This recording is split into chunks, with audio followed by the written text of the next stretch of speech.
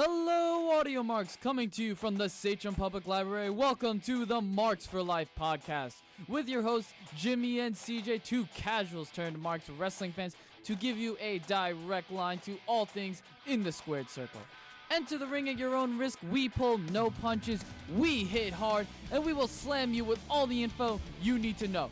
So, ladies and gentlemen, are you ready? I said!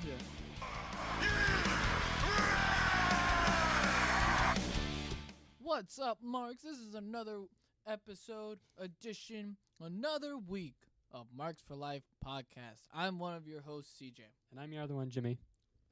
So today, guys, we are coming from the Sachem Public Library with a frayed cord that we had to electrical tape, and I'm going to be eating lunch. So if you hear chewing, it is my cheesy tortellini from 7-Eleven.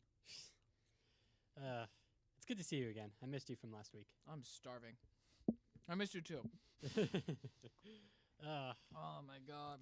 It's good to be back on a normal podcast episode. So this week's going to be one of the more fun ones. Because now we have an interesting topic besides, any news-related stuff. Oh, I forgot to tell you. For the, so my uncle's coming up for New Year's. And I was thinking what we could do, guys. You guys let us know. We have him on the show, and we do a year in review. Would it be exactly New Year's, or like what exactly? Like the Friday before, because New Year's is on a Sunday to Monday, and I don't want to deal with that. I want to get drunk. This year was hell. This year was hell. Yes. Let's take a look. Yeah, we could definitely do it. Awesome. We'll do a year in review. That'd be great. All right, guys. If you guys want us to talk about anything or bring up any topics, because I was thinking we do like a Slammy Award type of thing. MVP of the year, Superstar of the year. Well, what's the rest of the schedule looking like for the rest of the year? What's the pay-per-view We have schedule? Clash of Champions, December 17th. Which is not next week. And I think the Slammy Awards is next week. We have Slammy. There's a Slammy Awards coming up? There's always a Slammy Awards. No, I think there's not. Yeah, there is. There wasn't one last year.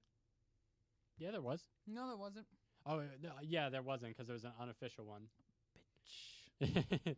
There was an unofficial one. 15, I think, was the last time they did a Slammy Award. But I'm pretty sure they're gonna do a Slammy Awards this year, though. I feel like they need to do some sort of award thing. Oh, how'd the Shield win everything? Of course. I mean, why not? Mm-hmm. But if I had to, you said it was the 22nd. No, like the 30-something. No. Clash? December 17th. Okay. So, yeah, we can actually do our award show next year, next Friday. Sweet. Or next Saturday, whenever this podcast goes out. Woo! Yep. We be lit, guys. So that'd be part of that. I will say with the semester kind of coming to a close, we will be doing way more to revamp a whole bunch of stuff. We're going to try to get up our website because we kind of have one, but it's not fully good. Yeah. I definitely got to talk to someone about that. And hopefully from there we can just move on and hopefully get some more likes and stuff like that. I don't know if you guys recently have seen what I posted recently about something we did a couple of weeks ago with Adam Blampier, but he posted a YouTube clip of an update. He's not looking good. I wouldn't either. Shoot, after everything you've been through. I will admit that I think he shouldn't be on social media right now. It's too soon. But he gave like an update to explain himself, like the past couple of months since those accusations came out for him. Okay. And he's not looking good. He's kind of bald now. Bald is cool. But like a sickly bald. I don't know if it's like a therapeutic thing that he's doing that's making him like that, or I don't know. I'm not going to go dive into details. All I know is that, posted something. I recommend you go to our Facebook page and take a look at that. And also, Marks for Life podcast. And also take back to episode 17, because I believe that was the episode that we talked about him. You can find us on Patreon if you donate $1. Or, Spotify, Google Play. Apple. Yeah, that thing, that crappy fruit. Oh, shut up. Anyway, let's kick off to what's been going on for this week. And oh my God, there's a lot. Mm-hmm. Do you want to start off with what we wrote Yes. down, or talk about what that just happened? Yeah, we can talk about. So, after 20 years of servitude, right? 20 years Yeah, I'd say about 20 years, maybe almost 30. for a damn long time. This man has been busting his ass to give us the most beautiful, the most elegant, glorious. Well, he didn't do that song. That was CFO. Well, doesn't matter. This man was the god of wrestling theme songs. And his name is Jim Johnson. And this motherfucker got released. And I am pissed. CFO is okay. Jim Johnson is a legend. A fucking legend. Okay, Jim Johnson, yes, is a legend. A legend. CFO is great. Don't deny that. It has given us some of the best theme songs of the modern age of wrestling. But did they give us The Undertaker, Stone Cold, The Rock, D-Generation X? Well, we got Glorious. We have Shinsuke Nakamura. We That's got 2. Finn Balor. That's 3. We have the new Raw theme. It sucks. It's decent. That's how I think of Raw's theme. Anyway, Did he it give us definitely will the be- Shield? Did it give us Daniel Bryan? Jim Johnson gave us We the People. No, this is true. I know it's true. I did my homework. But he will be missed. He's definitely one of that one hit really hard. Like Emma hit hard. Yes. Jim Johnson's definitely going to be hitting hard. He He needs to go into the Hall of Fame. Oh, I know it's yeah. a fake Hall of Fame, but He deserves busted it. his ass for over 20 years of loyal service. I want him to go into the WWE Hall of Fame with his own original theme song. Because I know musicians always have their own like thing that they saved for that one occasion. I know he has his own theme song. It'll probably be the best theme song ever. And he just comes out and he's just like, finally, the wizard has appeared. If Jim Johnson does go into the Hall of Fame, who would induct him? Would it be CFO or would it be someone else? I swear to God, if it's CFO, I'm going to freaking... Ugh. I mean, stop hating on CFO. CFO's good. You know who I'd like to see induct Jim Johnson? The Undertaker. Or Stone Cold. Oh, okay. I can agree with that. Because their theme songs are legendary. Or what about they did it together? Oh, Okay. yes.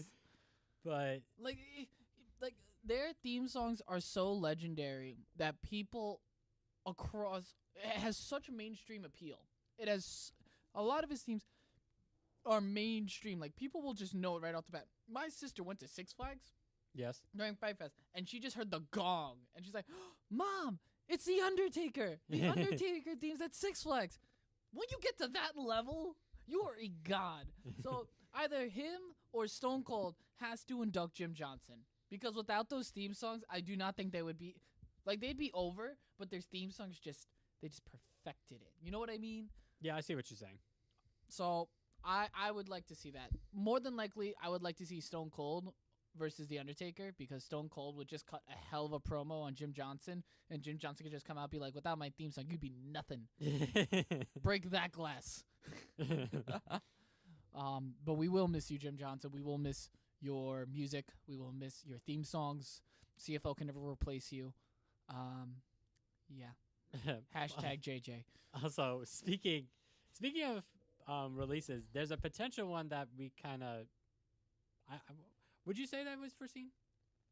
This next one that we're going to talk about? I don't know. I have no idea what we're going to talk about next. There's a potential release of Leo Rush. What? Oh, yeah. Because it may allude to his comments he made about Emma and her release. I would be fine with that. Yeah, I know. I don't know. I'm a little disappointed because, to be honest, Leo Rush is pretty much the future of wrestling. Yes. I could but honestly see if that he's the if that future. future includes that attitude, I don't want to be a part of it. No, I agree You with do you. not- I agree with you on You that. do not publicly make a joke about someone losing their job like that. That is uncalled for. No matter how talented you are, that kind of stuff is just that's going to ruin your career. And like that is bad. Yeah. He he has an attitude. I think it really does revolve around the fact that he's our age, and that he's just so good, and it just goes straight to his head. Also, the fact that like his last match in the Independence was probably one of the more controversial ones of 2017. Oh, when he got with the power bomb and then he just gets back up like and no sells it because he because he's Leo Rush. Yeah, he's the you get king of no sell. You get power bomb through a table from the top of a ladder. Yeah, that don't hurt. Shoot, Jim Ross would beat you down on the mic, Leo. You can rush out of the ring. Shoot. I would say it's not official, and there's no confirmed confirmations yet. But there's the rumors of potential, though. Yeah. And to be honest, it's really sad. I'm okay if he's gone. I don't know. That kind of stuff, that makes me not want to see you. I mean, differing opinions. I mean, I'm more disappointed because he has this pretty much amazing opportunity and he's squandering it because he's being an arrogant prick. Well, he apologized for it, but that's still did you read his apology though? It was like haphazard, like not even like that's something I would equate to like I don't know. I don't want to say what's going on currently and just in what's going on in like mainstream and stuff like that kind of apology level, but like something eerily similar to that. It was immature. Yeah, it was definitely immature, and so he hasn't earned that respect. Well, I'm gonna say respect, but he hasn't earned like that mentality friendship of like busting chops. No, not even that. Even if you can bust chops like that, to publicly do stuff like that, that's wrong. That is wrong. All right. Even if someone like Seth Rollins did that, I'd be on Seth Rollins' ass too. Like, what are you doing? That is wrong. You don't make a joke like that. So, I don't know. I can't do that. Another thing that came up that I'm not okay with, is that there was another shoot fight from Sexy Star. What who is hiring this girl? Who? Hold on, I'm bringing up the story right now. I wish we had the drop. Yeah, I know. I wish. Wait, hold on. Her. I mean, So so the incident took place at another Mexican promotion, MDA, and it was a match between her and someone named Diosa Quinzel. I don't see the name on your article thingy. Oh. Yeah, Diosa Quinzel. But she, I apparently it was like some kind of botch, or she accidentally got hit, and then Sexy Star just started wailing on her with stiff shoot kicks, shoot punches, and everything, just beating the holy hell out of her. Her opponent stiff kicked her first, but before that it was like some sort of no sell anger from Sexy Star. I don't know. I mean, I don't know what's going on with Sexy. Like, this is not the Sexy that I remember from the early days of Lucha. It's just, it seems so bizarre. Yeah, I don't know what the hell's going on, but that kind of stuff. Again, you cannot expect to survive in that business if you're gonna be unprofessional and immature about stuff like that. Leo Rush's comments were immature, uncalled for. He apologized for it. Hopefully he's fucking learning from this mistake. But Sexy Star repeating an incident like this. Yeah, it's not. Why are people hiring her? Why are people having her on promotions? Well, I don't know. Like, I don't know, man. This is the second incident this year. That's insanity that they are allowing this. I mean, I don't know. It's a interesting situation going on because honestly, it's definitely unprofessional. It is, and I don't think anyone's gonna deny that.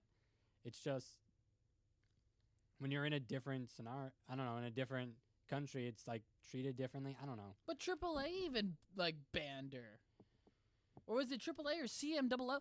Two of the major promotions want nothing to do with this girl. No, it was AAA. AAA? Yeah, it was AAA. One of the biggest wrestling promotions wants nothing to do with this woman because of what she did. That's bad. No, I think it is bad, and I honestly don't know. It's just. I don't know. That's another. That is like that's wrong. Yeah, You're not in there to fight. If you're in there to fight, go to UFC. That is legit fighting. That is fine. But in a business of entertainment where you're also supposed to be protecting your opponent while providing a quality match and story in the ring, there is no quality in just laying into your opponent like that. Yeah. Here's a Twitter comment I found from a photographer for a website that was there at the match. I was there at ringside taking pictures for the website I work for, and I can tell you she was like that all match. Who, Sexy Star? Yeah. Okay. It did start with the kick from Diosa Quinzel. Her kick was kind of a receipt for everything she took before. So, again, Sexy Star started it, and then Diosa started stiff kicking her, and then she kind of went full mayhem on Diosa. Even with Edge and Matt Hardy, with that feud, granted it was a little uncalled for at times, but they were still professional about it. And they had legit reason to kick each other's ass and, Well, Matt had more of a legitimate reason to beat the shit out of Edge. Well, but Edge I see your point. Edge had a reason to beat up Matt Hardy simply for the fact that Matt Hardy attacked him from behind. I mean, yeah. I'm just saying, that's... Yeah. You could still hate each other, but be professional. Yeah, I agree with you on that. It's just... I don't know why these promoters keep bringing Sexy up. Like, I like Sexy. I think it's hard to really, like, be, behind her in these kind of situations. Because I expect better. Fuck that. Fuck that. Anyway, this is a very sour topic. Just know that Sexy is just not in a good place. But you know who is in a good place? The Young Bucks and Cody Rhodes. So the reports are that the Young Bucks and Cody Rhodes are looking for arenas to sponsor their own event, their own live event. Yeah, they're gonna try to do a live event. I think that they were gonna do something with Ring of Honor first, but it never came to fruition. Yeah, they're looking for next year. And did you hear about who Rhodes wants to be his opponent at that event? Yeah, he wants Daniel Bryan. Yes. Hold up. Okay. Like, oh my God. Because here's the thing. Daniel Bryan's contract expires September 2018. I thought it expires in February. September 2018. Really? Yeah. All right. I'm trusting you. I don't know the He full retired detail. in February 2016. No. I'm saying the 2018 that's coming up that's when his contract ends. I don't know. Yes. The February, not September. Yes, February 2018. You just said September though. Oh, yes, September 2018. So it is September 2018 Yes. or is it February 2018? No, it's September. Okay. February 2018 is like 2 years that he retired. I trust you. If not, then people correct me. If it's February, We get it sooner. Get it sooner. Plus, then I think Ring of Honor has the opportunity to go, maybe a 10,000 arena would be a pretty good idea, and we can definitely get Daniel Bryan and Cody Rhodes for the Ring of Honor title. So that'd be good. I would love to see that match. Oh yeah, absolutely. But I would be excited, and I love how they're like a lot of wrestlers are a lot of popular indie wrestlers are sponsoring their own thing. You have Jericho sponsoring a freaking cruise. Cruise with wrestling and music and podcasting. Yes, that is lit. That is awesome. I still want to go, but I am broke. I am broke. But between that and then the Bullet Club sponsoring this, it's just amazing. I love that. Unless, here's the thing, if Cody doesn't get Daniel Bryan there, I'd like to see him versus Omega. But yeah, but I don't know if that would affect outside of ring for I don't know. Would there be a story involved in that, or just be a one-off, Bullet Club member versus Bullet Club member? I want to see Cody Rhodes take over as the leader of the Bullet Club. He kind of is in the American standpoint. Yeah, Cody Rhodes kind of filled in that hole that Adam Cole was in. Yeah, I know, but I want him to physically take it over from Kenny Omega. Because Listen, 2018's still around the corner. Who knows what's going to happen post Wrestle Kingdom? Yes. I don't know. We don't know. Omega's contract's supposed to expire too in January 2018. Yeah, but he's not leaving New Japan. He could. He could, but I don't see that happening. I'm just saying. Listen, New Japan is starting to do another show here in the States. I'm pretty sure they want to have their U.S. champion, basically the main American guy they have in the company, to still be there. Unless they, of course, they do Cody Rhodes. They're not gonna. Come on, that would be cool. I mean, yeah, it would be cool, but I don't. It's not gonna happen. Just saying, be cool. Anyway, let's move on to the next thing. Just know that they're trying to fill a 10,000 seat arena because of a thing Dave Meltzer said about Cody Rhodes. Yeah, it was a Really? report. Yeah, it was a report that Dave Meltzer was like egging on Cody, like, oh, he couldn't fill a 10,000 seat arena, and Cody's like, you wanna bet? I love the Bullet Club. Yeah, I know. Anyways. there's such marks. Yes. Let's move on to the next thing.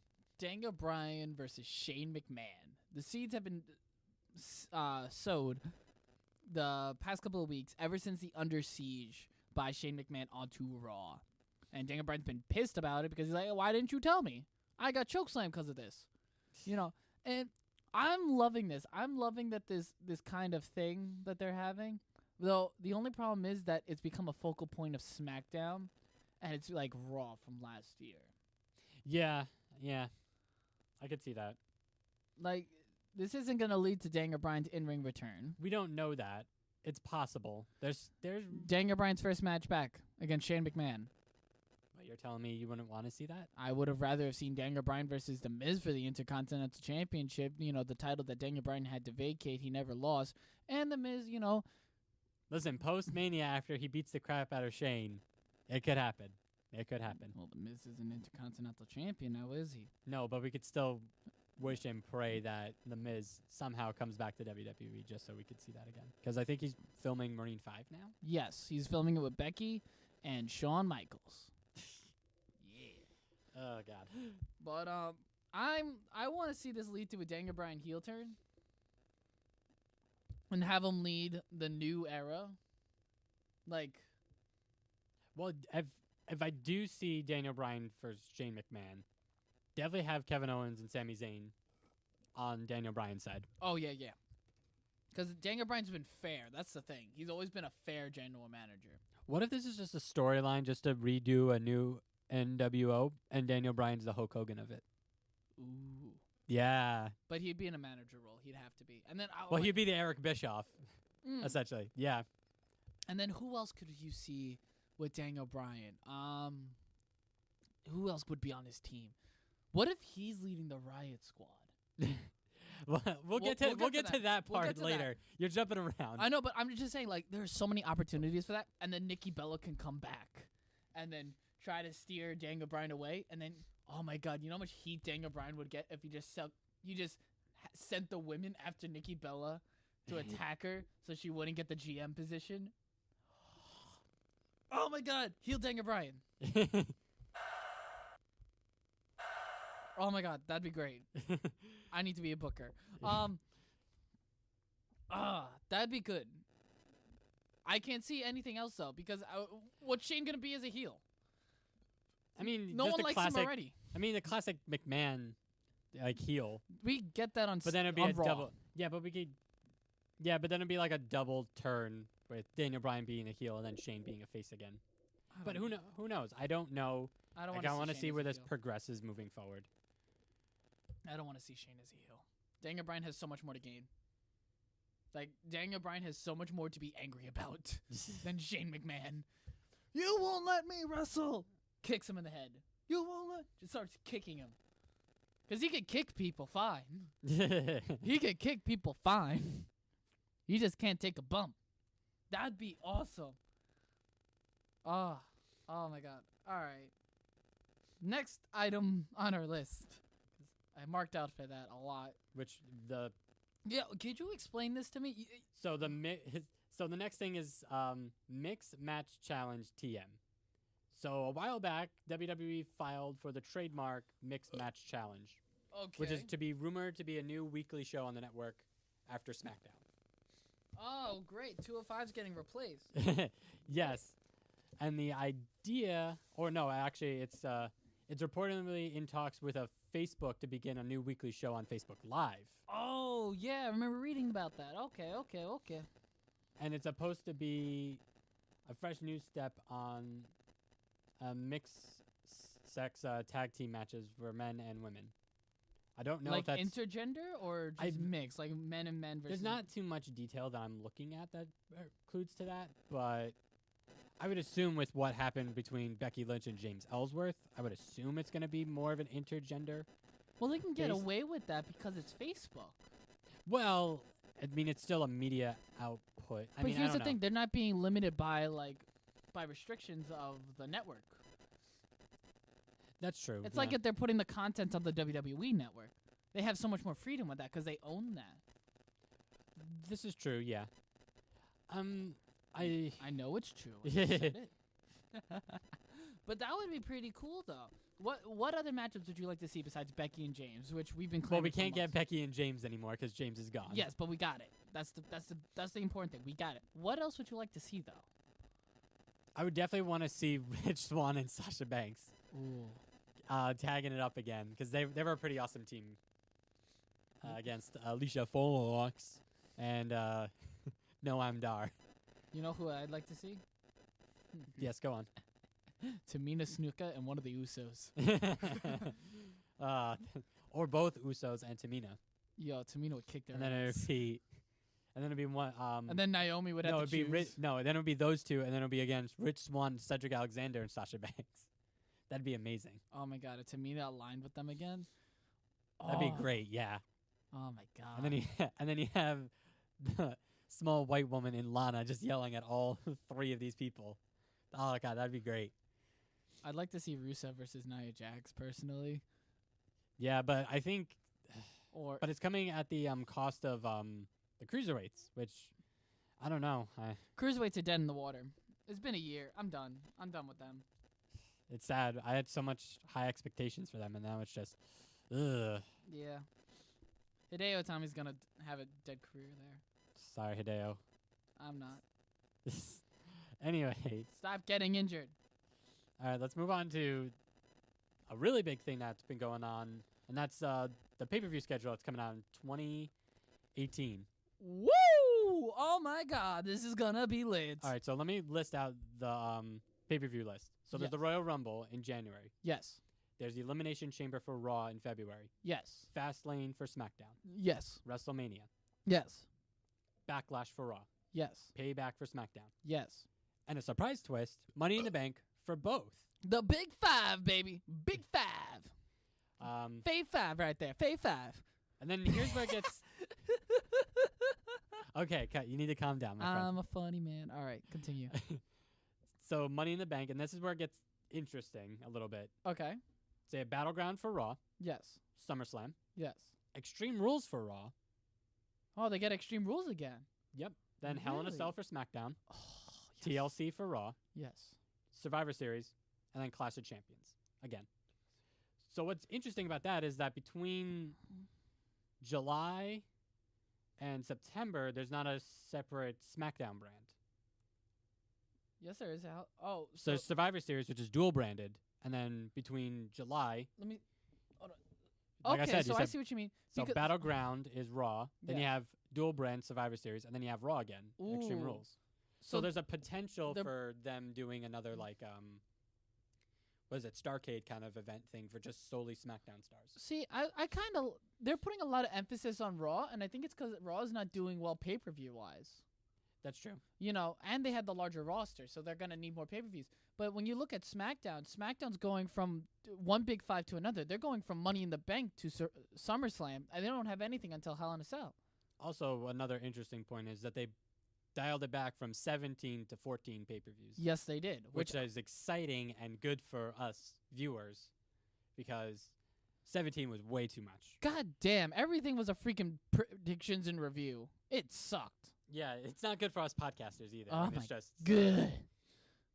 So Especially when things weren't much to write home about, like Great Balls of Fire Well, no, Great Balls or of Fire. Battleground. Great Balls of Fire was great. What are you talking about? Eh, It was a dumb name. It was a great pay-per-view. okay. We What even about said- Battleground? yeah, that was the one that was kind of dead in the water. Hell in a Cell. Yeah, that was also dead in the water. Uh-huh. And then TLC would have been dead in the water as well until they, decided to change it up last minute. Yeah, the only good thing was Finn Balor and AJ Styles.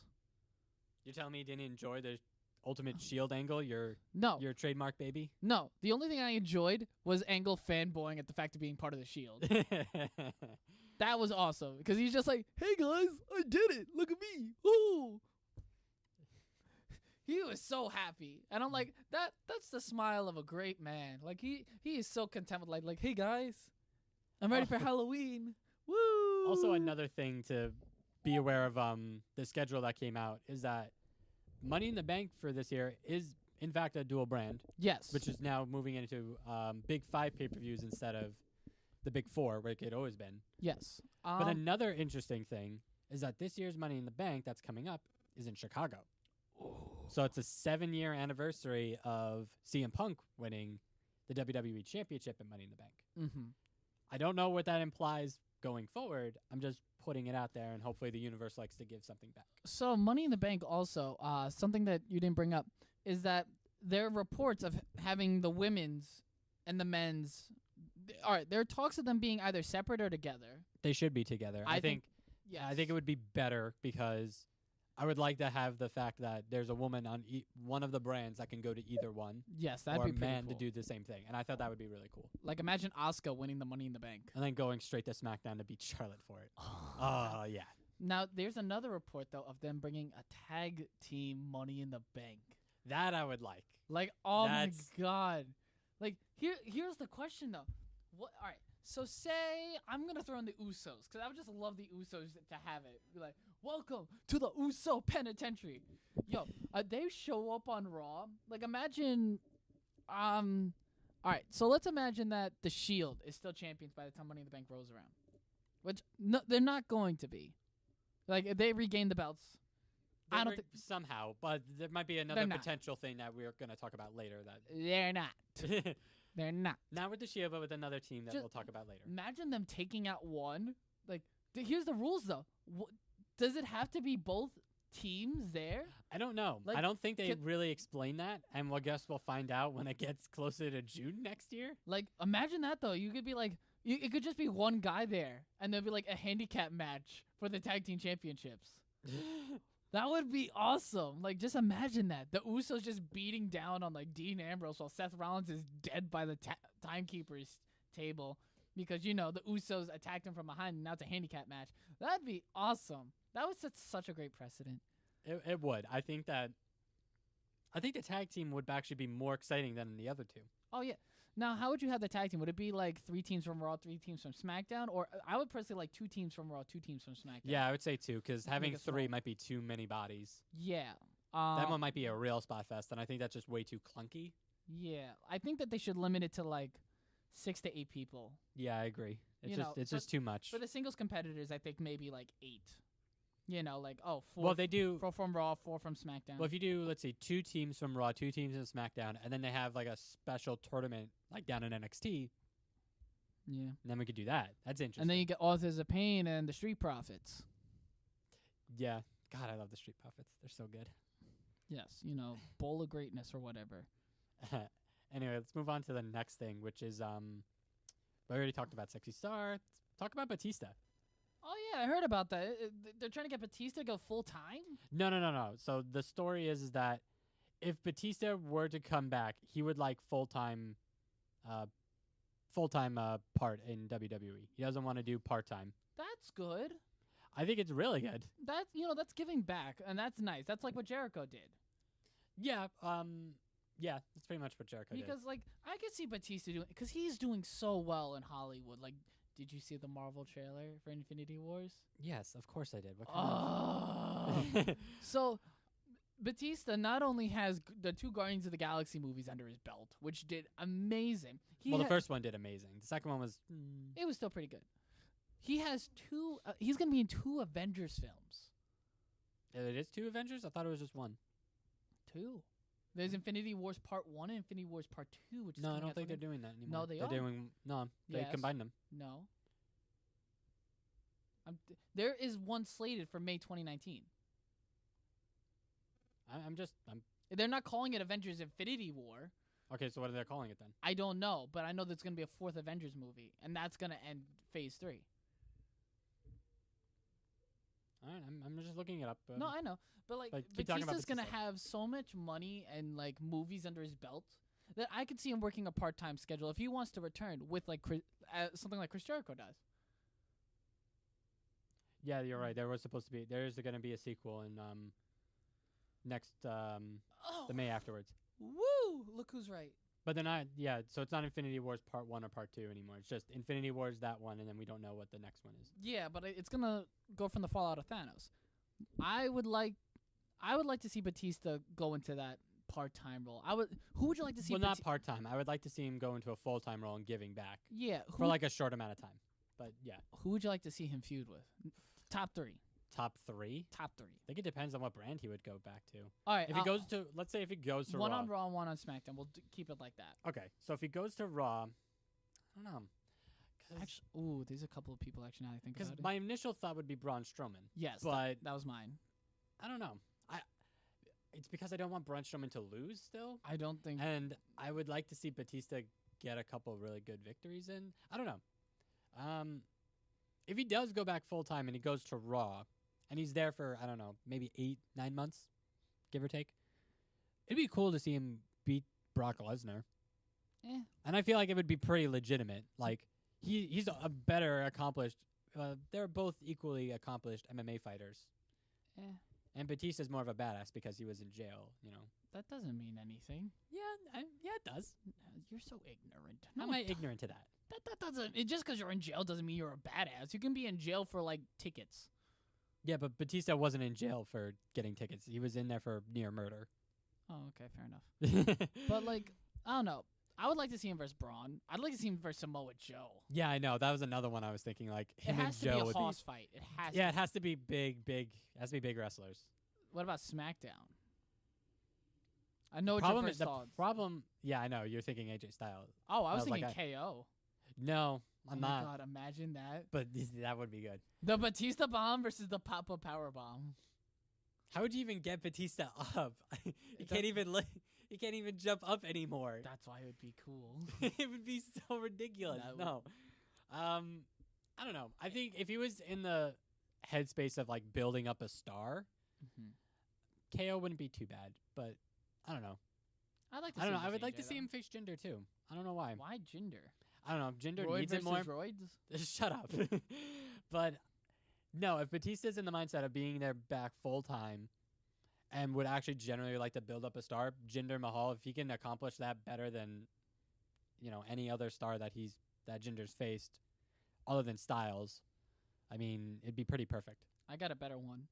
Go on. An NXT guy. Well, actually, I got 2 NXT guys. Actually, now I'm thinking about it. Okay, go on. Drew McIntyre Oh yeah, that's a good one. and Lars Sullivan. Big boys. I don't know if I'd see them on SmackDown though. I would see. I'd see McIntyre maybe, but I wouldn't see Lars Sullivan on SmackDown. I would put him on SmackDown just to keep him away from Braun Strowman. Yeah, I would see that, but Yeah, the right? Drew McIntyre one was really good. I know. I came up with it. Shut up. But like, I would be interested in seeing Batista has to be heel though. Yeah, I think he has to start off being the arrogant Hollywood heel. I feel like that just makes sense for Batista at first. Or he could do a Bobby Roode type of thing and come out as a face and just start running down the fans. No, that'd be cool. Oh, well, yeah, if he came out like he did in NXT, then yeah. Yeah, exactly. Like Yeah. he came out as a face and then just started to slowly run down the fans. Like, yeah, you guys are great for a bunch of indie. I'm like, Well, he wouldn't be cursing, but he would be. Batista can do whatever he wants. He's He's Batista. Drax. He is Drax. But man, it would be awesome to see Batista again. I loved his last run. I don't care what anyone says. I loved it. You liked Blue Tista? Yes, I did. Yeah. I loved everything leading up He to it. looks Mainly so because old. mainly because when he came back to the Rumble and everyone was hating on him, I knew that he was going to win because, you know, obvious booking. And we were all betting on it, and I won money for that. So I thank Batista for that. Got $160 out of it. So thank you, Batista. I'll let you go into the next topic All right, so the next topic is because you're super excited. oh boy. Something that should have happened months ago. And that is the return of broken Matt Hardy. I am so pumped about this.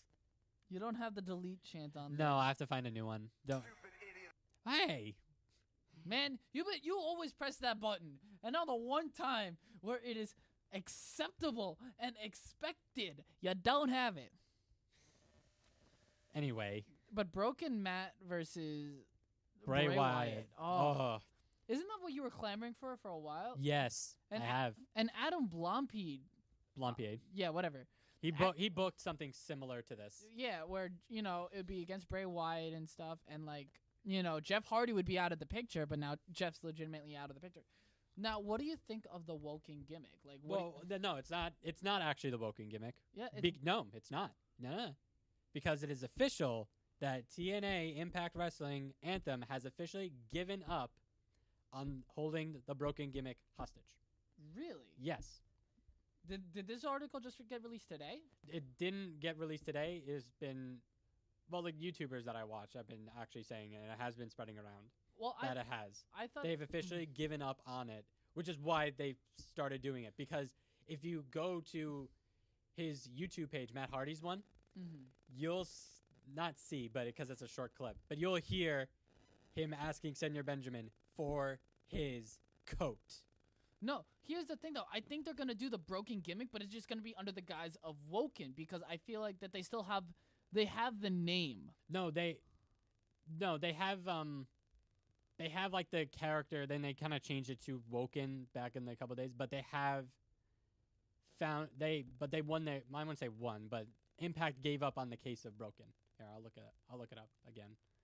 But they definitely gave up on it. I know for a fact that they did. Okay, after Bray Wyatt, then who would you like to see Matt Hardy face? That's a tough one because Finn Balor. Well, yeah, but I don't know. I like to see the tag team division and then them really going hard again. I would like to see Brother Nero come back. I mean, that's all right. So if it's still under the Woken gimmick, because I think it is. I'm still skeptical that they would actually say Broken Matt Hardy. If it's under the Woken gimmick, what would you call Jeff Hardy? Because I feel like you can't call him Brother Nero. Because that would still be under the Broken Matt Hardy. That'd be under the same scenario. So what would he be? Hermano Nero? No. Well, I don't know. It depends if they bring in Senor Benjamin, and I'm pretty sure they are because he released a YouTube video. I want Senor Benjamin. I want King Maxwell. I don't know if they would do that. That would be cool. I think for vignettes and yeah, definitely promos, they'd bring in King Maxwell. But let's see. I'm still looking for the article on the exact thing, so forgive me if I'm not really paying attention. But but I don't know. I think that Matt Hardy, for all intents and purposes, deserved to get this gimmick because it was his intellectual property. And to see him be able to play that on WWE, I just hope they don't micromanage. I feel like they'll give him a lot of freedom because they give Bray Wyatt a great amount of freedom as well with his promos and how he does things. They just never book him to win. Matt Hardy, I feel like, will be given that same intellectual freedom. They'll give him a direction to go to, but they'll let him do how. Yeah, they'll have to cap it at some point because they can't do the same things that they did at Impact. It's gonna be a lot tougher to do. But if they let him do all the YouTube and Twitter stuff, yeah, we'll definitely see like that part of the Broken Matt Hardy come back. Yes, I'm excited for that. I'm excited for Broken Matt Hardy. Are you still looking to try and prove me wrong? Yes. How's that? Give me a second. I'm still looking for it. I'll still look for it if we keep talking about. You know why he's things. having so much trouble, Audio Marks? It's because it's not there. Anyways. Shut up. Anyways, back to me being right. Another thing that we have to discuss. Speaking of which, we brought up Finn Balor earlier and how we would like to see Finn Balor versus Matt Hardy. But a lot of people want to see Finn Balor take on the Beast Brock Lesnar for the Universal Championship at the Royal Rumble. Vince McMahon seems to disagree and does not believe that Finn Balor should first Brock Lesnar because Finn Balor is not over. What do you think of that? I'm sorry. See it one more time. I'm still looking. I apologize. What do you think of Finn Balor not being over, according to McMahon? Well, according to Finn Balor, he is over, or not over. No, I mean, the way that Finn Balor, Finn Balor's a troll. but he's like the best kind of troll though. Like he's the better troll than that's Jericho. entertaining. He's a better entertaining troll. And, Oh yeah. oh my God, he changed his Twitter thing to say, was it Finn Forever, and he capitalized the OVER for over, and it's just some of the best. He's Some of the best pictures of him saying Balor Club and just overemphasizing the OVER and everything. Oh, I am not over cooking this turkey. Hashtag Happy Thanksgiving. Like, oh my God. Just some of the. He's such a troll, and I love Finn Balor for it. I can't. Do you think that that McMahon's perception of Finn Balor is changing with a lot of the polls that are going around saying they want to see Brock Lesnar take on Finn Balor, or a lot of the pops he's getting, the merchandise sales? Do you think that could sway McMahon at all, or no? No, because he's Vince McMahon. He's not going to sway for anyone. Fair enough. I don't know. I think that Finn Balor is very over. I think he's been given shitty booking, but you know. He's definitely given shitty booking. Take a look at Raw. This happened. He went in to try to save Jason Jordan, and then gets squashed, and just he has to be saved again. And just, it doesn't make sense. Obviously, the Demon Kane is the Demon King's weakness. Oh God, you're such a dork. I'm hilarious. But I want to see Finn Balor versus Brock Lesnar, if only because I want to see Finn Balor get the rematch that he is deserved. He deserves that rematch. It is in his contract, for God's sake. That contract we all believe that. Well, I did find the video that Matt Hardy says, and in the description below it said, "It has begun. Yes. The hashtag 7 deities have woken my broken brilliance." On a plane identified as WWE, Senor Benjamin, procure my coat of battle. The great war has begun. Yes, the woken gimmick has awakened his broken gimmick, meaning that he's going to be woken, but had the Woken into being broken again. I don't know. I don't know. I'm gonna stick with just it being woken. So. There's other stuff, but we'll go back to the Finn Balor stuff, I guess. I think the real way to get Finn Balor over is to have him be woken. Yeah. Woken Finn Balor, woken Wyatt. Finn Balor and Bray Wyatt. Everyone at this point is just woken. Yes. I don't know. I don't know what they could do to Finn Balor except, push him to the moon. Like he deserves. But I believe that. Like, he was the first Universal Champion, and if he didn't get hurt, he would probably have made that last part of 2017 pretty good. 2016. 2016. Yeah. Maybe that's why Vince is so hesitant, because he's like injury. He's not injury prone, but he got a huge injury. Well, yeah, but that's not entire. It's not his fault that he got injured. Well, imagine Finn Balor going up against Brock Lesnar. It was a pop-up power. What is it? Buckle bomb that happened on his shoulder. The barricade. On the barricade on his shoulder. Like, that's not on Finn Balor. Like, I'm sorry, but that's just not true. Imagine Finn Balor versus Brock Lesnar. Yeah, but there would be a strong chance of him re-injuring that shoulder. I mean, yeah, if he does like a buckle bomb on it, but Brock Lesnar doesn't do buckle bombs. A Brock Lesnar German suplex. It's possible, but I don't know. I think it has more to do.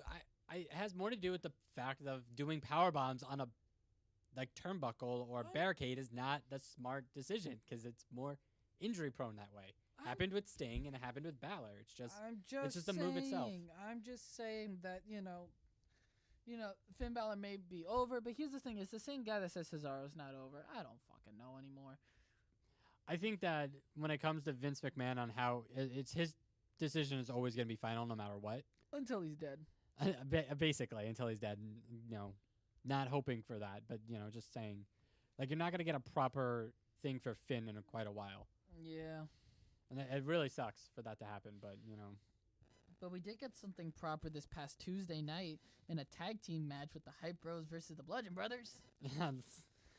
Okay, hold on. Before we get into... Can we just talk about the Bludgeon Brothers for a second? Yes. The stupid gimmick. Yo. I hate it. I love it. Why? Why? Because it's a badass theme song.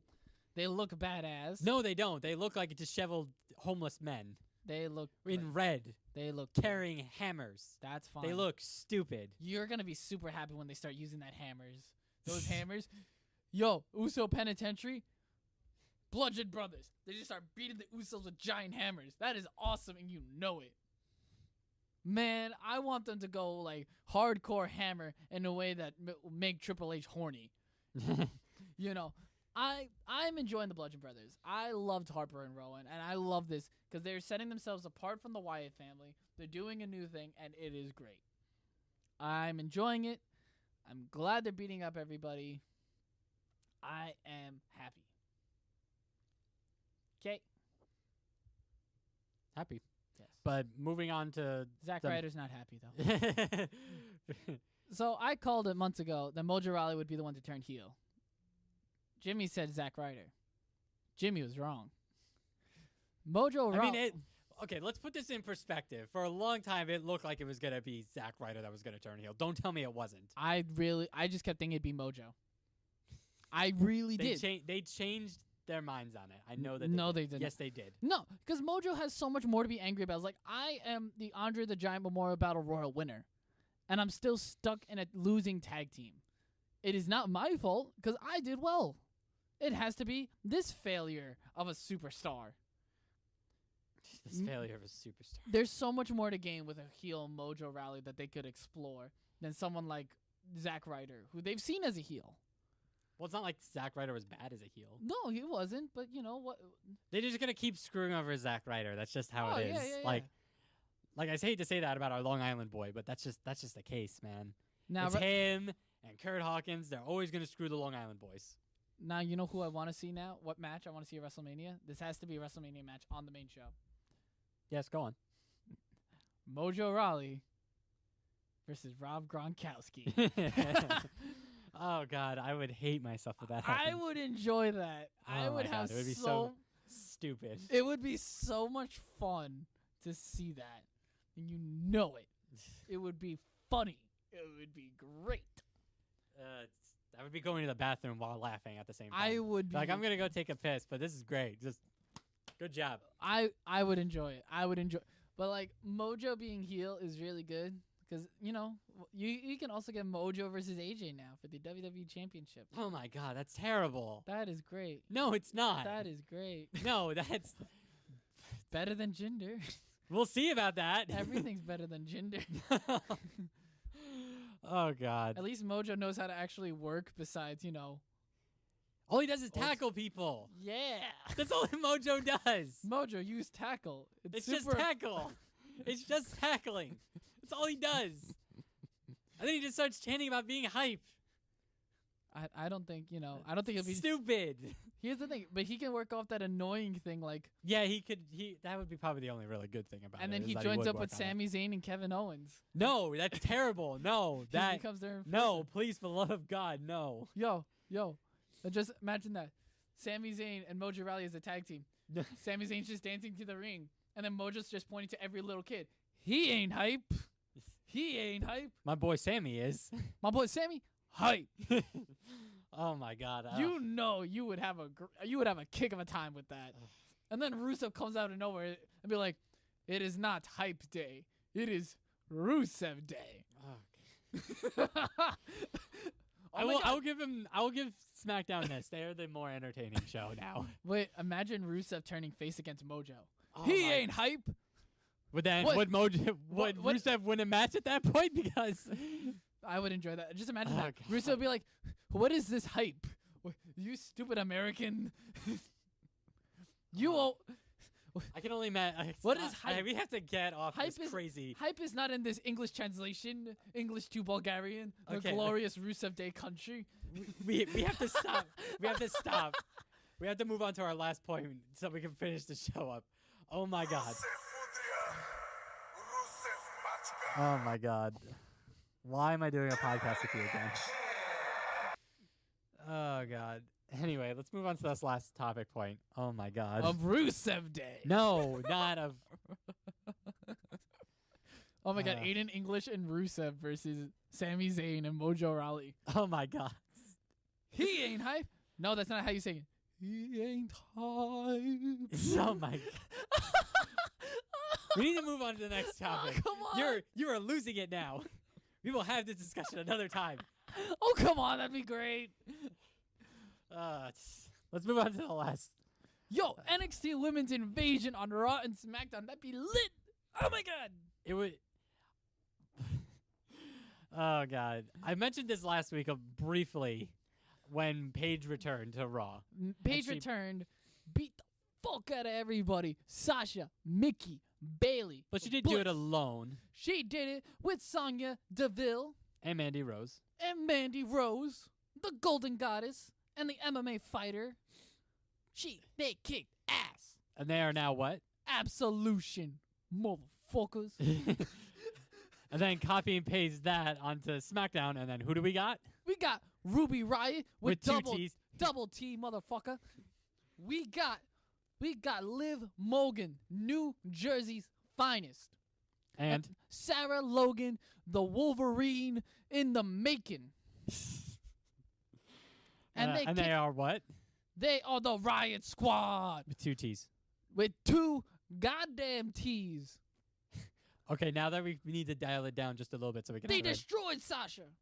No, they didn't destroy. They destroyed Charlotte, Naomi, Becky, Natalia. You done? Yeah. Okay, let's. Now can we talk serious? Two T's. Oh God, you're still on this hype train, man. I swear to God. Oh my God. But Mojo Rawley wrote Ruby Riott. No, it's Mixed tag team match. Stop. Let's get serious. She ain't hype. Oh God. But oh my God, they were destroying everyone the past 2 weeks. They destroyed everyone. Absolution made its in-ring debut this past week on Raw, and it was just against Sasha. It was supposed to be against Mickie James and Bayley, but hell no. Paige destroyed them two backstage and then destroyed Sasha. And then almost confronted Asuka. Yo, I'd be scared shitless too, man. I wouldn't attack Asuka. Asuka be scary. I had a dream once, folks, that I dated Asuka, but I broke up with her. My dumbass broke up with Asuka. And then everywhere I looked, she was there with that psychotic smile. This went on for 20 minutes of a dream. And y'all know how long a dream can last. 20 minutes. That is long to be in fear of Asuka. I'm going up building. She's there waiting at the top. I take an elevator. She's in the elevator. I run out of the elevator. She's out of the elevator facing me as the doors open. I was scared. Man, if I was Absolution, I'd be terrified. Shoot. What would you do? You're having too much fun with this. Hell yeah. But like they were scared of Asuka. But this is probably gonna lead to an Asuka feud. And then you got the Riot Squad injuring the hell out of Naomi. Facial fractures, shoulders, knee, like neck. To put her out on the injury list. This is crazy. Yeah. This is where I gotta kind of put my criticisms in. So here's my first one. For Absolution, what the hell kind of name is that? Absolution refers to the fact that they are the thing. There is no denying their power. It is absolute. It is, But that's not what Absolution is, though. What is Absolution? I don't know. That's how I'm thinking. That's kind of. It's a principle of like getting absolution, as in like forgiveness. Maybe they want. Here's the thing. For what? Here's the thing. Remember Paige? Paige was going off on the fact that she started the women's revolution. Yes, because she did. Yeah, but with Emma, but that's besides the point. Yeah, but like she wants the fans to forgive her for something that's correct. She wants the fans to forgive her? No. Then I'm confused by it. So it's a stupid name. My point. Oh my God, hold on. I have it in my head the way I wanted to word it. Yeah, go on. It's like she wants an apology from the fans. She will give her forgiveness if the fans acknowledge the fact. I don't think that she really deserves it, considering everything that happened outside the ring. I'm just pointing it out. Formal release from guilt, obligation, or punishment. Yeah. So what did they? Oh, the priest administered absolution. So they're giving judgment. That's pretty much what it is. It's something based off of judgment, releasing them of their sins. Paige is going down like the wrath of God on the women's division and releasing them. What is she? Ivory and what? Like, I'm so confused. She is absolute. Oh my God. And then how is my second point? How is absolution not connected to the Riot Squad? There is reports that Paige could be leading both stables. But then why are they named two different things? Why isn't it just absolution on both brands? It's silly. It's stupid. I think it's for the main reason that if they go against the fact that Paige is the leader of both, they could still go off of it. You know what I mean? Like they can move it with a different story if they go against the idea of Paige leading both stables. It's a safety net. No, which I can respect. I understand what you're saying about it. Yes. I don't like it. Because it's way too clunky, and it's just a hard story to follow in that sense then. Because you wouldn't have gotten that unless you read reports outside of that, and a casual fan's not going to understand that. The casual fan's not going to care. I mean, we're catering to casual fans what, and Jimmy? trying to turn them into marks. Jimmy, That's the whole point of the show. Jimmy, you ain't hype. Oh, God. You ain't hype. I'm hype. This is awesome. I mean, don't get me wrong. I like all these women. Maybe not This is going to Liv Morgan as much, just because of like where she's positioned. She's hot. She is, but like at the same time, Ooh, Rena going to kick your ass. But that's Jimmy, besides the point. You liking that white booty? Shut up. But like for the SmackDown part, Liv Morgan's the only one that doesn't fit. I know. She's happy. She's not scary. But like for the Raw people, like I actually understand like how they formed and everything like that. Totally Sonya divas. Deville and Yeah. Mandy Rose were on Tough Enough, and Yeah. guess who was a judge for him? Paige. Exactly. It just makes sense. So, Yeah. but I don't understand the Riot Squad thing. I mean, don't get me wrong. I think Ruby Riot's like the perfect person to be in charge of that. Yes. And if somehow this doesn't work and they start doing female tag teams, I want the Riot Squad to be Ruby Riot and possibly Paige, because I feel like those two would work really good together. Yes. I would like it to be, if they aren't connected, I would like to see Daniel Bryan lead the Riot Squad. Yeah, you did mention that before, and I did like that idea. I would just want him to lead all NXT stars. Originally, Triple H would have had a great thing for that, but like Daniel Bryan just leading the new generation like that'd be. Yeah, no, and the original, when they brought up those, the three NXT call-ups, Charlotte and Becky and Sasha at the same time, that would have been awesome if they did that for that. But here's another thing that I'm also pissed off about. Paige, Mandy Rose, Sonya Deville. Yes. PMS. Really? No one else noticed that from you but you, and you just have a sick ass mind. Oh, come on. Looking out for them. And then they got us, and then they tried covering up by saying absolution. I mean, come on. I wasn't the only one that thought of this. You were. No, I'm not. Yes, you were. But I don't know, man. I'm excited. glad because I'm very happy that these 6 women got called up, which means now I feel like they are going to do something Royal Rumble related. Woo! But at the same time, the story is just clunky, and I don't see it. Wait. What if we had this? What if we had, in the Royal Rumble, we have Paige. Like, it's the Riot Squad versus Absolution as the final 6. And then everyone leaves except for Paige, and Paige wins the Royal Rumble like that. Oh, man. Oh, my God. She'd get so mad. I would love that. That would be so good. See? Now you like the idea. Well, yeah, I like now that you like idea. the idea. Oh, I am a G. Take that, Enzo Amore. Enzo Homore. Bitch.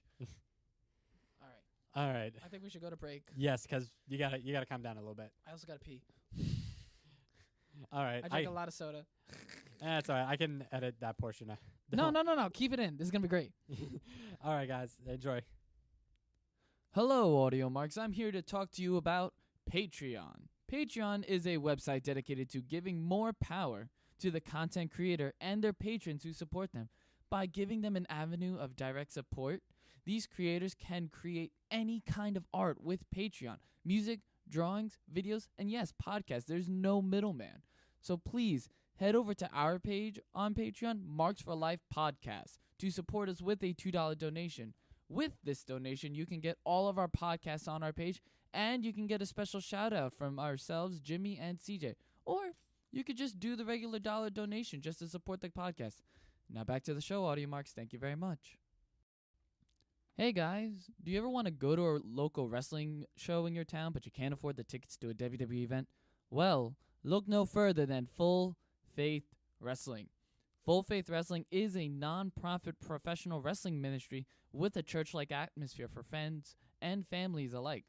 Founded by indie wrestler and former WWE prospect Mike Magnum, following the calling put on his heart after wrestling professionally throughout the independent circuit and even making it up to WWE's flagship program Monday Night Raw, as well as SmackDown Live and NXT, he and his wife Stephanie are now finding a new way to utilize Mike's experience and passion for the wrestling world by helping youth, adults, and families alike to find a positive wrestling atmosphere, as well as to get to know the church and God.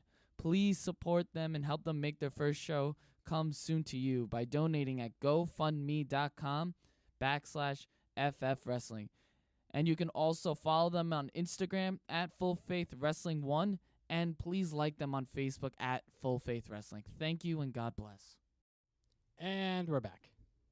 My jacket's stuck. Good joke. What? Not a joke. Yeah, I know. It's all right. Wow, man. It's again. All right. Lit. Anyway, we have an interesting topic for our main event of the podcast. Wow, we went really long on the first part, but That's fine. So the topic we have today, we were coming up with like new ideas, new things that we could discuss, and one of the things we came across were gimmicks. You know, specifically gimmicks that we enjoyed. So we were tossing around ideas like, oh, maybe we should do gimmicks of the favorite eras. You know, top 10s, like our favorite ones. But then we thought, let's try to categorize them and pick our best ones that we want. That was hard as hell because the categories are weird. Well, not weird, but it was like We had to come up with a fun way of doing the categories. And so we have 5 categories. We have a fun gimmick. F.U.N.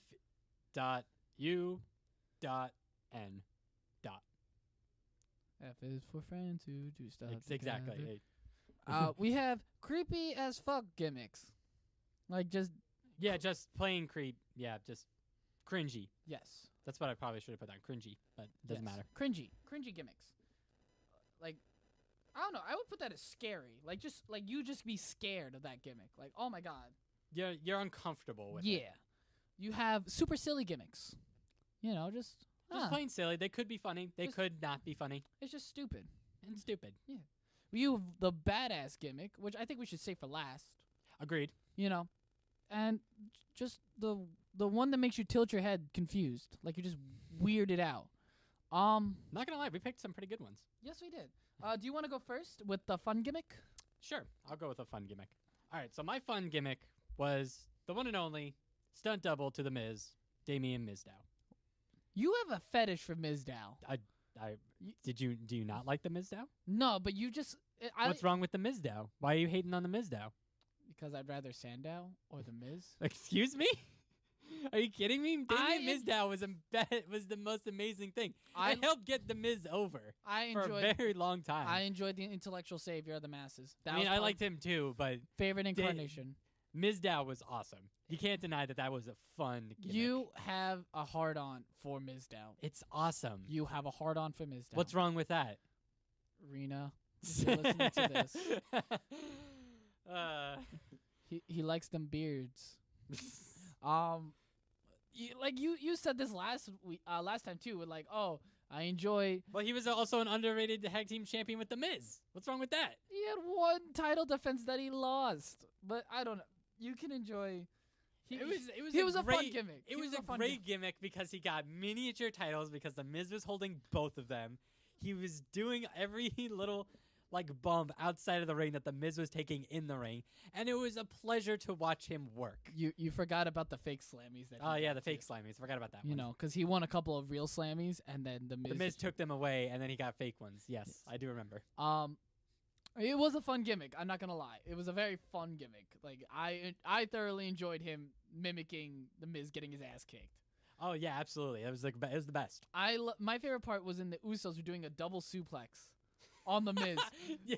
And then you just see Damien Mizdow just get ready, and they're just looking over like, what?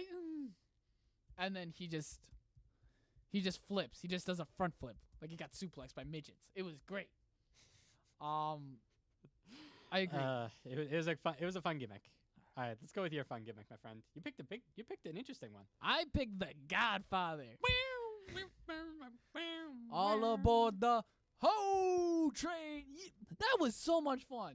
You just got up out of your seat and you're like, yeah, Ho Train. Hey, you want to know something? What? Pimpin' ain't easy. Yes. He was so much fun. He was so much fun at the Attitude Era. Like, you know, he knew that he would never. He just had a great time, and you saw it on his face. Especially you saw that on his face when he got in the Hall of Fame. Of course I did. Yeah, he had all the hoes and everything like that. It was great. It was so much fun to be part of the Ho Train. You know, it must have been. I was too young to be a part of any Ho Train, but you know, I'm pretty sure my dad was part of the Ho Train. Of course he would be. Of course he would have been. Oh man, you got no idea. But man, the Ho Train was probably one of the most fun I've seen people have with that gimmick. It's just, you know, what's more fun than that? Because he would literally go out to matches like, hey man, you could either get your ass whooped by me, or I can send you home with one of these fine hoes. That gimmick would not fly in this current. No, it would not. not. Social time. Oh God, no. Oh, but back then, oh my God, I remember. It was a fun time. It was a fun time. Did you ever see the one with William Regal when he was amazing? No. He's just looking. He's just looking, and he's like picking one, and he picked one, and he's just like, man, you was smart, man. You was smart, man. I thought Brits were stupid, but damn, you was smart. It's like, I'm getting laid. Like, that is so much fun. I don't know. That is probably the fun gimmick for me personally. Like, oh my God. I can agree with you on that. Like, it was a fun gimmick. Oh my God. All right. You want to start off with the cringy, creepy one? Kane from 2003 when he got unmasked was just, oh my God. I was scared. Like, first off, he tried to set Shane McMahon on fire and succeeded. Also, Tombstone to McMahon. And then Tombstone to McMahon on top of an ambulance. And then, oh my God, he electrocuted JR's testicles. Was that JR? I thought that was Shane. Yeah, it was Shane. He did a lot of. He electrocuted a man's testicles. Like, that's uncomfortable. That's like he went so far off the deep end. Like, just psychotic breakdowns and stuff. And I'm also referencing this gimmick because I watched his See No Evil movie. And that was just like, oh my God, him ripping out eyeballs and stuff. I was scared. Like, that, probably most the creepiest, cringy, super gimmicks that I've seen was him as an initially unmasked. My personal opinion. All right. I can agree with you on that. For mine, I'm going to switch it up a little bit. I'm really? Gonna switch my weird one with my creepy one, my creepy with my weird. Okay. And my creepy, cringy one is Big Dick Johnson.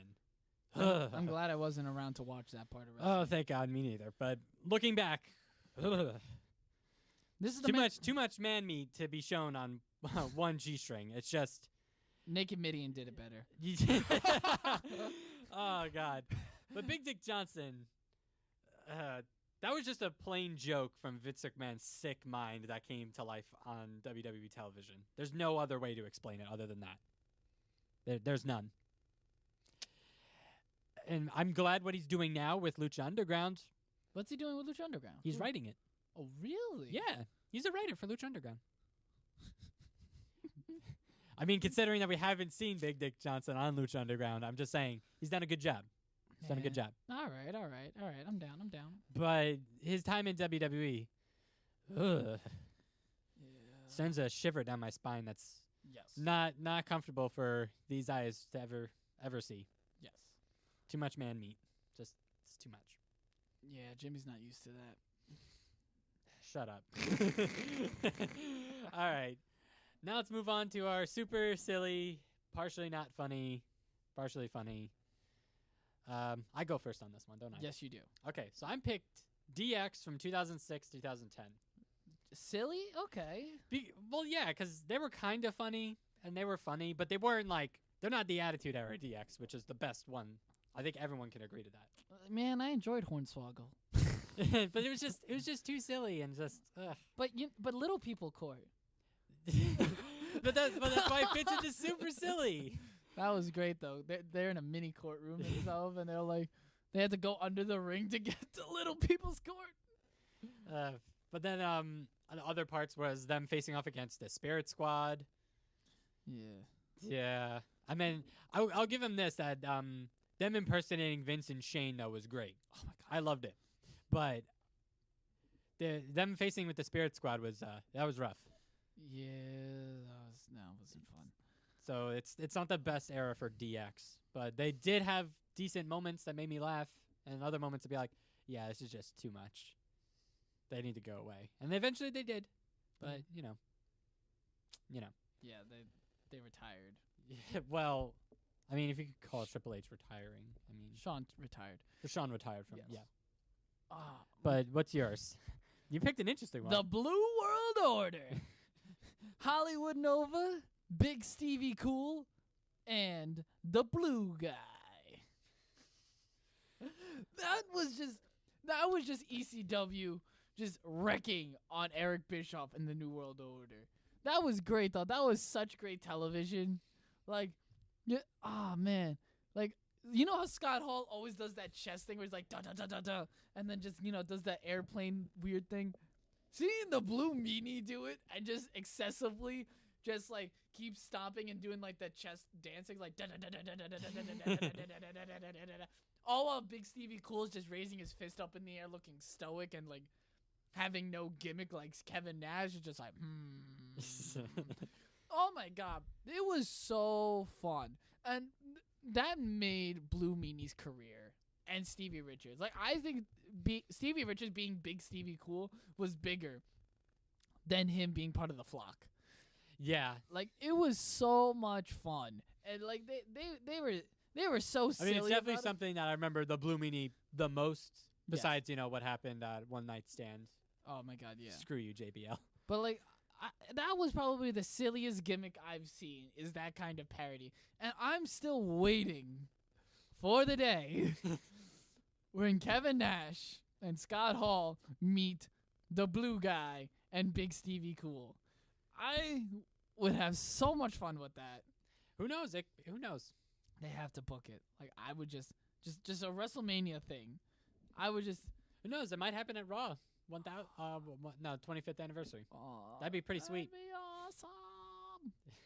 Oh my god, I don't know. That's my silly pick. Just seeing the Blue Meanie, just for like 2 minutes straight, just do the Scott Hall like da da da da da da da without even going into the airplane thing. He's just going da da da da da da da da da da da and just stomping. I'm like, what? My personal pick with that. All right.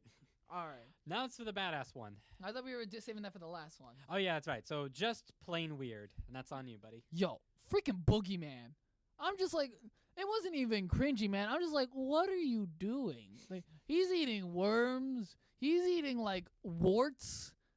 Yeah. He had a mini book. I'm like, what is this? I'm like, I never even seen him wrestle. I just see him pop up and stuff. I'm like, what are you? Like, what do you do here? Like, it's just, huh? Like, I'm just confused. I'm not even scared or like disgusted. I'm just plain confused. Like, what's the point of your gimmick? Like are you supposed to be scary? You're just weird. You just eat worms. I'm the Boogeyman. And I'm gonna get you. Okay. Can you say that more clearly without the worms in your mouth? Shoot. I'm the Boogeyman. Yeah. Like, this is just weird. Yeah, it's a very weird one. Oh my god. Like, that, what is that? Like, and then he came back for the Rumble. I'm like, oh my god, the Boogeyman's going up against Bray Wyatt. And I'm just like, he got eliminated. I'm like, almost immediately. Wow. It was great. Were you there just to beat your clock on your head? I mean, it was your time was up before you'd even started, bro. Like, Jesus Christ. Oh my god. I can't deal with the Boogeyman. He is just a weird dude. And like, he enjoyed that too. They were live worms, and he actually enjoyed eating that thing. That's not even that's just weird. Like, can't you get the same nutrition from like chicken nuggets? Could you imagine the Boogeyman instead of worms with chicken nuggets? Yeah, there it is. Oh. The cringy. Now, I don't know. Boogeyman was just weird. Yeah, I'm just like, I can agree with that. Boogeyman was pretty weird. All right. Mine I switched from the cringy one to the weird, and it is Goldust from the early 90s. Why? It was before that was, I'm going to say acceptable, but like socially acceptable. Socially like aware, I think is the better way for it. There was at one point where he was basically being, what's the correct word? I want to say whipped. What's the word I'm thinking of? Dominated? Yes, dominated. Where he was pretty much wearing leather straps and a ball gag. Oh, I remember that. Yeah, it's just weird. It's not something I expect. I put it in as cringy for a second, but then I really had to think about which one was creepier, that or Big Dick Johnson. And I had to go with Man Meat Big Dick Johnson as creepy. And Goldust was just weird. And he still is weird. He wears just a gold thing with gold makeup, and it's doing that.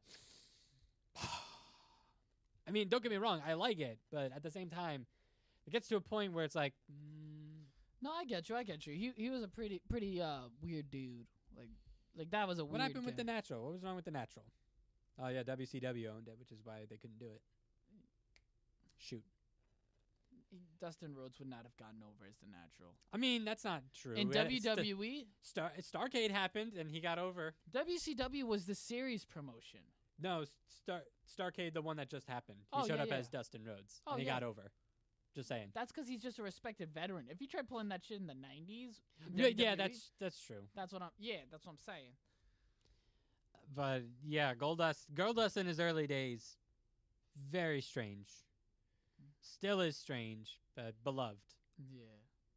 No, I got you. Alrighty, let's go to our last ones, the badasses. Yes. And mine's a cop out, but at the same time, you kind of can't deny that it's a cop out or anything less, and that's Stone Cold Steve Austin. One of the best entrance musics of all time. Mm-hmm. Some of the best promos of all time. Mm-hmm. And overall, just a badass Texan. That's exactly, if somehow I was in a situation that Stone Cold was in, I too would be beating up my boss on a regular basis and making him pee his pants. I'm just saying. Badass. No, yeah, he was. And cracks a beer almost all the time. He was one of the boys. He was one of the boys. Oh yeah, definitely. Dan, tough guy, like legit tough guy and stuff. He was a badass. Just ask anyone. He was tough. He was. Oh my god, and he just did everything. He just did fucking everything. He destroyed cars. He rode a Zamboni. He destroyed cars. Yeah. Yeah, he did a lot. He did a lot of fun stuff. Oh my god. He was so tough though. And he could legitimately beat anyone up because that's exactly what he did. One Monday Night Raw and beating up everyone on the Alliance. Or stunning every single McMahon that's ever existed in the same night. And that's legitimately every McMahon. So that's including the women. Yes, he stunned. I think it was Vince, then Shane, and then Vince, then Shane, then Linda. No, Vince, Shane, Steph, Linda. Exactly.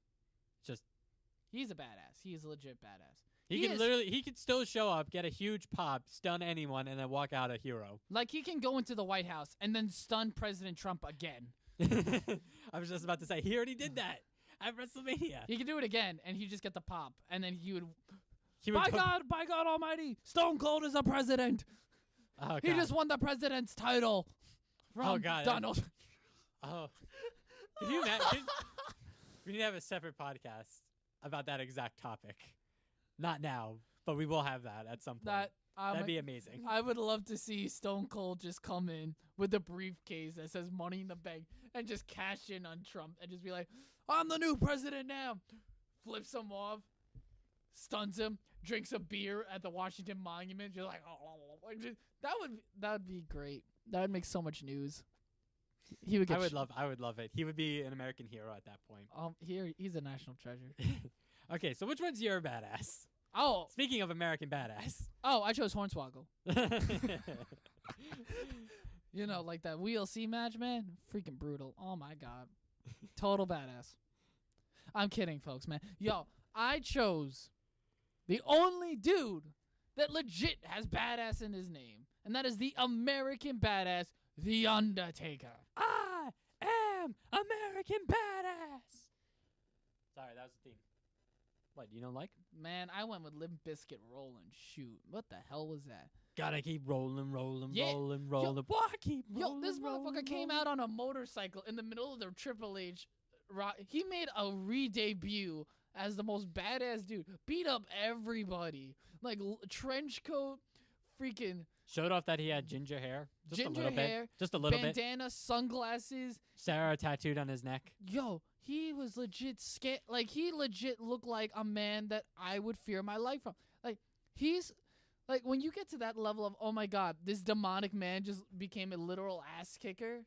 Like, he's not trying to perform vigils. He's literally just trying to run me over with his motorcycle.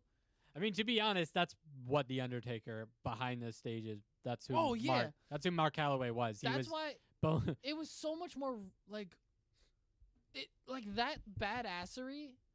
Like, it was so much more evident in his American Badass persona than when he was ever the Dead Man. Like, a guy you would not want to mess with. He was more, like, he was much more of a tough guy, in my opinion, as the American Badass. And I loved his matches when he was destroying Triple H at WrestleMania. When he was destroying the Four Horsemen, like Arn Anderson and Ric Flair. When he was a heel, oh my god, heel American Badass was great. Because he would just be pissed. And he'd just be wailing on you. He wouldn't have to cheat. He would just be pissed. He's like, you did this. Blah! And just bloody the hell out of Ric Flair. Like, Ric Flair didn't even have to blade. Undertaker just looked at him and he bled.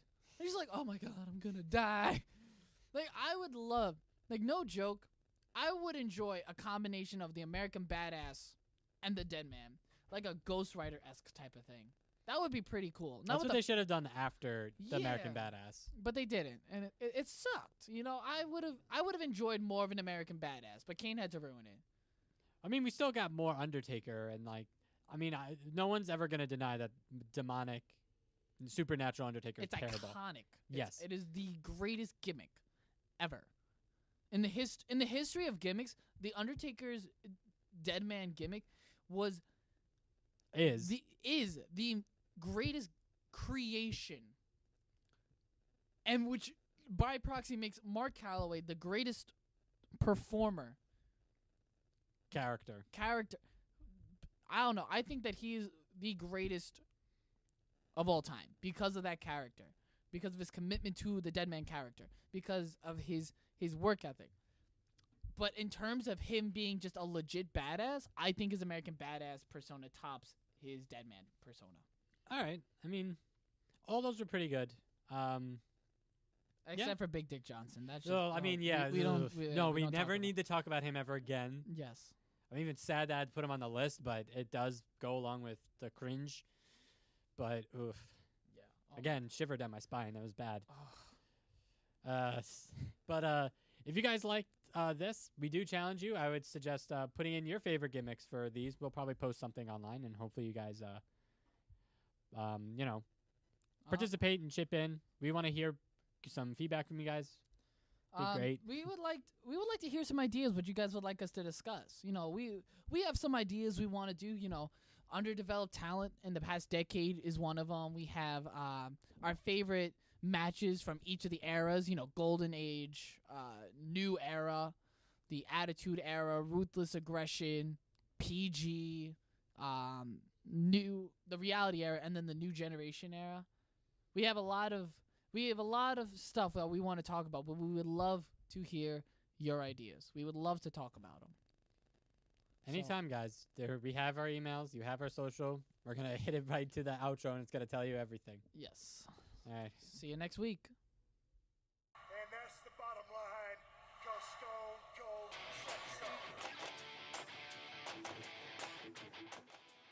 Thank you, everyone, for staying tuned to our podcast. Special shout out to the Sachem Public Library for the continued use of their equipment and space. Continue supporting us by rating and subscribing through Patreon, Audio Boom, Stitcher, TuneIn Radio, Radio Public, Spotify, Google Play Music, and Apple Podcasts at Marks for Life Podcast. And now check out our YouTube channel, Marks for Life, for our podcast playlist and new content coming soon. Please follow us on our social media on Twitter at Marks for Life Pod, Instagram at Marks for Life Podcast, our Tumblr page, Marks for Life Podcast, and our Facebook page, Marks for Life Podcast. And email us at marksforlifepodcast@gmail.com for any questions or comments. Until next time, Audio Marks.